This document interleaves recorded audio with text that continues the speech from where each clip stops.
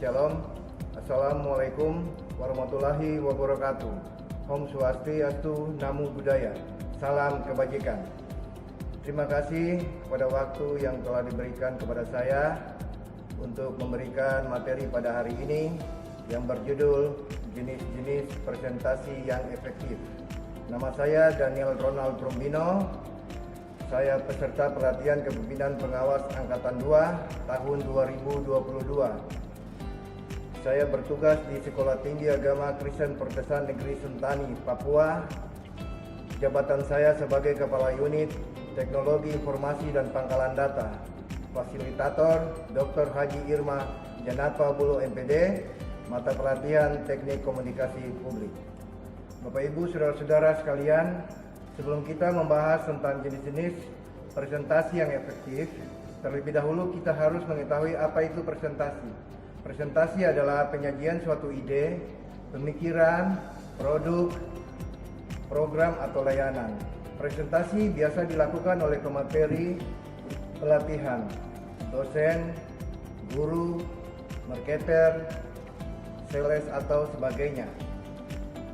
Presentasi termasuk kegiatan berbicara, komunikasi lisan, komunikasi verbal di hadapan banyak orang atau public speaking.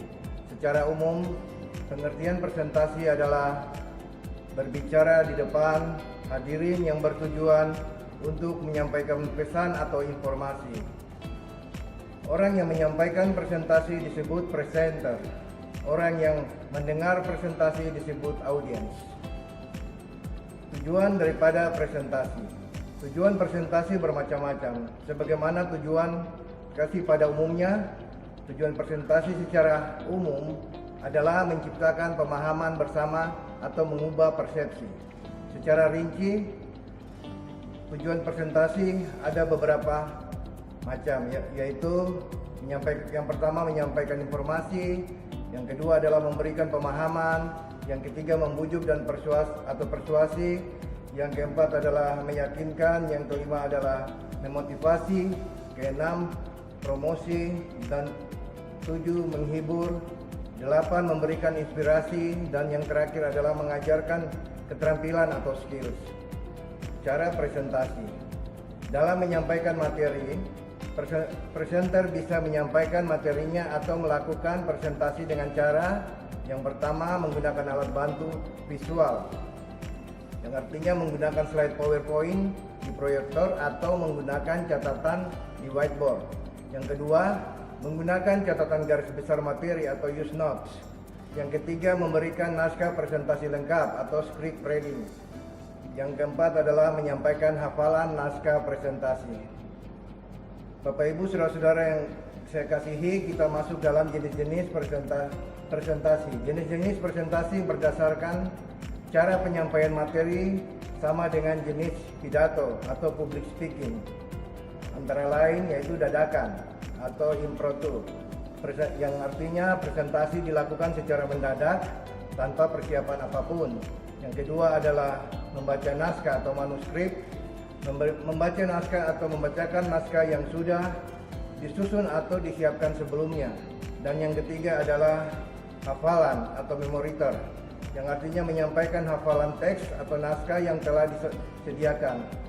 Dan yang terakhir adalah extempor, yang artinya pembicara mempersiapkan materi dengan garis besarnya saja, kemudian pada saat presentasi akan dijabarkan secara mendetail.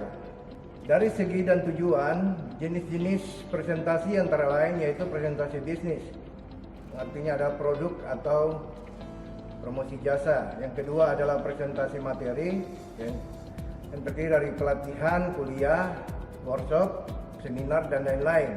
Yang ketiga adalah presentasi laporan, yaitu progress report sebelum program. Dan yang terakhir adalah presentasi memecahkan masalah.